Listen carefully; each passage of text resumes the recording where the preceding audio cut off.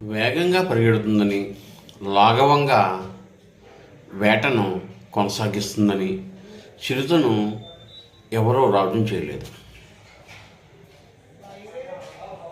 భీకరంగా గర్జిస్తుందని కూడా పులిని రాజును చేయలేదు. ఉందాతనం కనపరుస్తుందని, యుక్తిని కనపరుస్తుందని, రాజస్యంగా నిలబడుతుందని మాత్రమే సింహాన్ని రాజును చేశారు. సింహం రాజస్వం ముందు నేను చెప్పిన ఏ ఇతర జంతువులు కూడా సరిపోలవు. సింహం వెనుక ఎన్ని గుంటనక్కలో తమ వాచాలతను ప్రదర్శించినా సింహం సాటి రావు. అలాగే నీవు అంతే. నీ జీవితానికి రాజు నువ్వే, మంత్రి